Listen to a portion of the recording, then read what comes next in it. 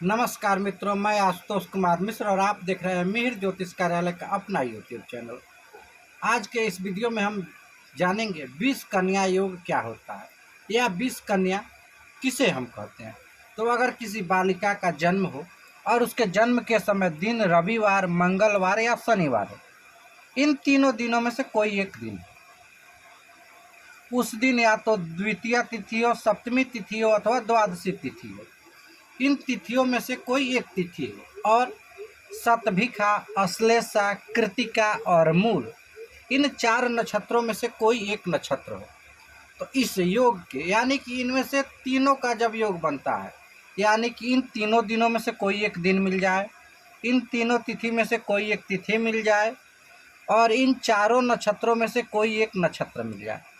तो इस योग से में उत्पन्न हुए बालिका को हम लोग 20 कन्या कहते हैं। अथवा जन्म नक्षत्र, जन्म के समय लग्न में शनि हो, 5वें सूर्य हो और 9वें भाव में मंगल हो, तो ऐसा अगर जन्म कुंडली बन रहा हो तो हम कहेंगे कि यह कन्या 20 कन्या है। अथवा शनिवार और मंगलवार दिन हो, चौथ, चतुर्थी, षष्ठी और चतुर्दशी, इन तीनों तिथियों में से कोई एक तिथि हो, ज्येष्ठा, मूल और श्रवण, इन नक्षत्रों में से कोई एक नक्षत्र, तो इस योग में उत्पन्न हुए कन्या को हम लोग 20 कन्या कहते हैं। 20 कन्या योग में उत्पन्न बालिका जीवित नहीं रहती है और यदि जीवित रहती भी है तो वह घर के सारे लोगों को बहुत ही यानी कि पारिवारिक रूप से बहुत ही कष्टकर होता है ऐसे योग में जन्म लिए बालिकाओं का। तो इसकी शांति के लिए हमें